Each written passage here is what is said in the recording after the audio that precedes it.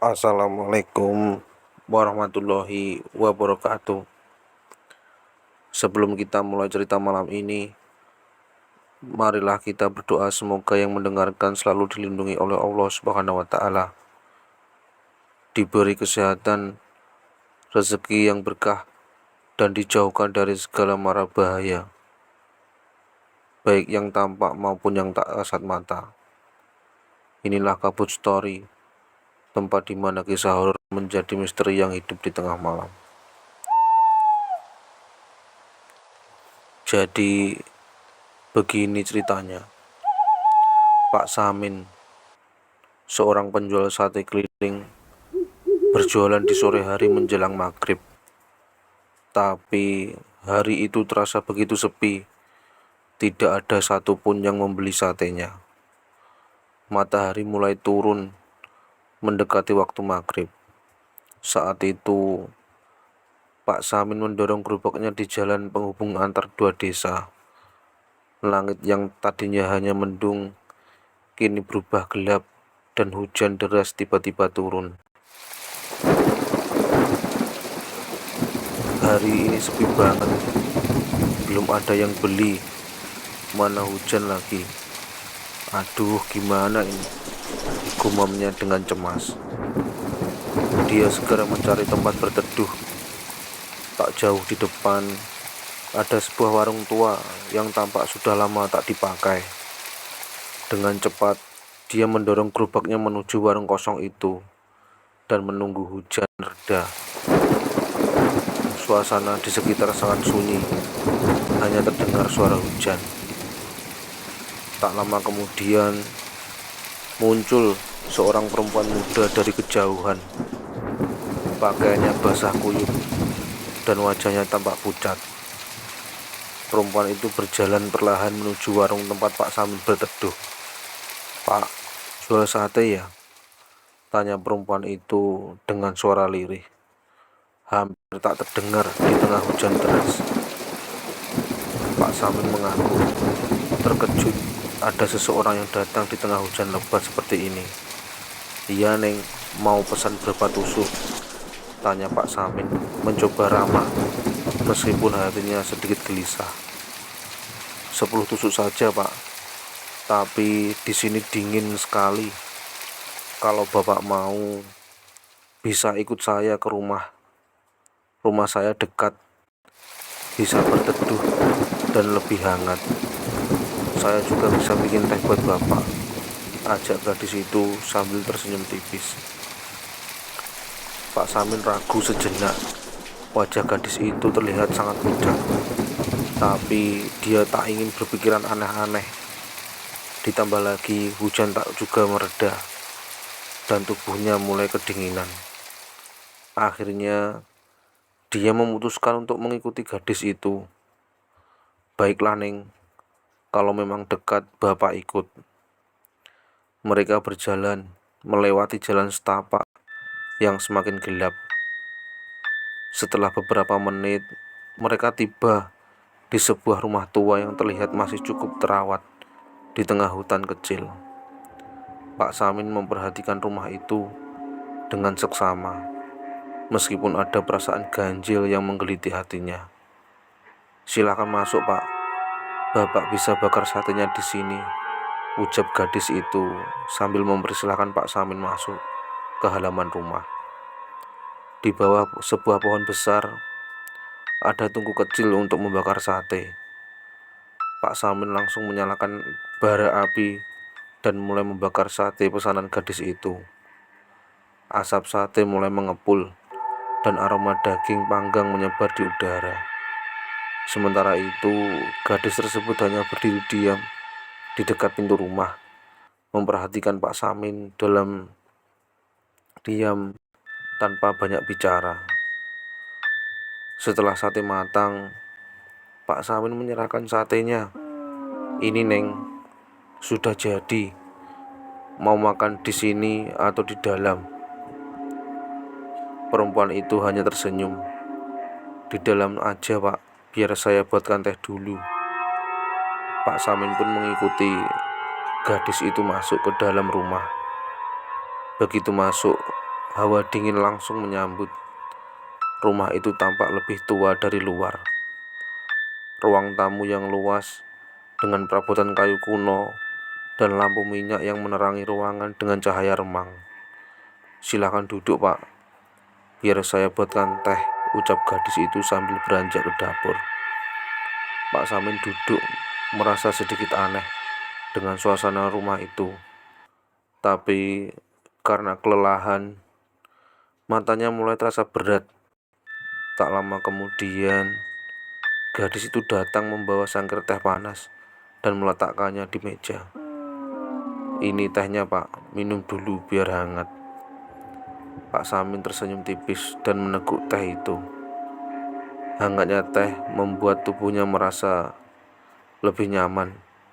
Namun, tanpa sadar, rasa kantuk yang tak tertahankan datang. Tak lama kemudian, dia tertidur di kursi kayu itu. Pak Samin terbangun tiba-tiba karena mencium bau amis yang sangat menyengat. Kepalanya terasa berat dan sekelilingnya tampak berbeda. Cahaya lampu minyak yang tadi remang kini hampir padam dan ruangan dipenuhi kabut tipis. Jantungnya mulai berdetak cepat. Saat matanya sepenuhnya terbuka, dia melihat sosok perempuan di sudut ruangan. Namun wajahnya bukan lagi wajah gadis yang tadi. Wajahnya perempuan itu sekarang tampak menyeramkan, berlumuran darah dengan mata yang melotot tajam ke arah Pak Samin. "Di sini aja, Pak, temani aku." Suaranya terdengar serak dan mengerikan. Pak Samin mencoba bergerak, tapi tubuhnya kaku. Mulutnya terkunci, tak bisa mengeluarkan suara. Keringat dingin mulai mengalir di wajahnya. Sosok itu terus mendekat dengan tangan yang penuh darah terulur ke arahnya. Dalam kepanikannya, Pak Samin mencoba mengingat doa-doa yang pernah dia pelajari. Dengan sekuat tenaga, dia mulai membaca ayat kursi dalam hati, meski mulutnya masih tak bisa bergerak. "Tuhan, tolong aku," bisiknya dalam hati sambil terus melafalkan doa. Seiring dia terus membaca, perlahan tubuhnya mulai bisa bergerak. Begitu kekuatan kembali ke tubuhnya, Pak Samin langsung bangkit dari kursi dan berlari keluar rumah secepat mungkin. Dia mengambil gerobaknya dan tanpa pikir panjang, mendorongnya keluar dari halaman rumah itu. Sosok perempuan tadi masih terdengar memanggil-manggil namanya dari dalam rumah. Suaranya yang bergema di antara perpohonan. Pak Samin tak menoleh ke belakang, hanya terus berlari sejauh mungkin. Setelah mencapai jalan desa, dia akhirnya berhenti untuk mengatur napas. Ketika melihat ke belakang, rumah itu sudah tidak ada, hanya hutan lebat dan jalan yang sunyi. Pak Samin jalan lagi mendorong gerobak satenya dengan langkah berat, masih terguncang oleh kejadian aneh yang baru saja dialaminya. Matanya sayu, tubuhnya lelah, tapi yang paling mengganggu adalah perasaan dingin yang masih menyelimuti pikirannya. Dia memutuskan untuk menuju pos ronda, tempat dia biasa nongkrong dan mengobrol dengan warga desa setelah berjualan. Setibanya di pos ronda, terlihat Pak Kardi dan beberapa warga lainnya sedang duduk santai, bermain catur dan ngobrol. Namun, begitu Pak Samin mendekat, mereka tiba-tiba menutup hidung. "Min, apa yang kamu bawa di gerobakmu? Baunya busuk banget, kayak bau bangkai," seru Pak Kardi sambil melambai-lambaikan tangan di depan hidungnya. Pak Samin terkejut, lalu memeriksa gerobaknya. "Ya bawa sate toh, Pak, emang ada yang salah?" jawabnya bingung. Pak Kardi yang penasaran berdiri dan mendekati gerobak. Namun begitu dia melihat lebih dekat, wajahnya berubah pucat. "Astaga, Min, satemu ada gelatungnya semua." "Min, ini nggak mungkin sate biasa. sudah busuk. Mendengar itu, warga lain pun mendekat melihat keadaan gerobak Pak Samin yang kini dipenuhi belatung dan bau busuk. Pak RT yang juga ada di sana segera mendekati Pak Samin dengan wajah penuh kekhawatiran. "Kamu dari mana, men?" tanya Pak RT serius. "Kok sate kamu jadi kayak begini? Dan kamu juga kelihatannya lelah sekali." Pak Samin hanya bisa menggeleng. Tubuhnya terasa lemah dan pikirannya kacau. Pak RT merasakan ada yang tidak beres. "Sini, men, duduk dulu. Minum air ini," katanya sambil menyodorkan segelas air. Setelah minum, Pak Samin mulai tenang sedikit. Akhirnya dengan suara pelan dan gemetar, dia mulai bercerita. "Saya tadi waktu maghrib berteduh di warung tua di jalan penghubung desa, Pak. Tiba-tiba ada seorang perempuan datang, pesan sate, dan ngajak saya ke rumahnya. Wajahnya pucat, tapi saya nggak berpikir aneh waktu itu." Pak Kardi bertanya, "Hari apa kamu jualan pas kejadian itu, men?" "Kamis malam Jumat, waktu akan maghrib," jawab Pak Samin. Pak RT mengurutkan kening. "Loh, men, itu kamu bilang maghrib waktu hari Kamis. Sekarang kan sudah hari Minggu. Berarti kamu berjualan selama 3 hari dan nggak pulang." Pak Samin tertegun. 3 hari? Tapi rasanya baru tadi malam. Warga mulai berkerumun, merasa iba melihat kondisi Pak Samin. Beberapa dari mereka berbisik-bisik, sebagian lainnya menatap Pak Samin dengan tatapan kasihan. Belum selesai rasa kaget Pak Samin, dia sadar bahwa waktu yang dia alami seolah meloncat 3 hari. Pak RT memegang bahu Pak Samin menenangkannya. "Sudah, yang penting sekarang kamu pulang dulu, men. Istrimu pasti khawatir.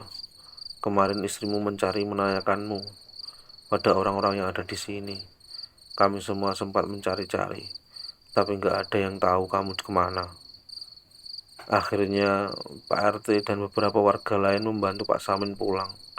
Mereka juga berinisiatif membersihkan gerobaknya yang dipenuhi belatung. Pak Samin hanya bisa mengikuti, masih belum sepenuhnya paham dengan apa yang telah terjadi. Setibanya di rumah, isak tangis langsung terdengar dari dalam. Istri dan anak-anak Pak Samin segera berlari keluar, memeluknya erat-erat. Air mata mereka membasahi pakaian Pak Samin. "Bapak kemana saja? Sudah 3 hari kita cari. Bapak nggak ada kabarnya. Kami kira Bapak hilang." Tangis istrinya terisak-isak sambil memeluk suaminya. Pak Samin hanya bisa terdiam, matanya berkaca-kaca. Dia tak tahu harus berkata apa. Semua yang dia alami masih terasa seperti mimpi buruk. Dia memeluk keluarganya erat, bersyukur masih bisa kembali ke rumah. Setelah warga membantu membersihkan gerobak satenya, Pak Samin hanya bisa duduk termenung. Pikirannya kembali pada kejadian di rumah perempuan misterius itu. Waktu yang hilang, sate yang membusuk, dan wajah menyeramkan gadis itu terus menghantui pikirannya. Dia tahu apa yang terjadi bukanlah sekedar kejadian biasa. Sejak malam itu, Pak Samin tak pernah lagi berjualan sampai larut malam atau melewati jalan penghubung desa itu sendirian. Warga desa pun mengingatkan satu sama lain untuk selalu berhati-hati, terutama ketika hari mulai gelap, dan cerita Pak Samin tentang gadis misterius itu menjadi perbincangan hangat di desanya kala itu. Sekian cerita malam ini. Semoga terhibur.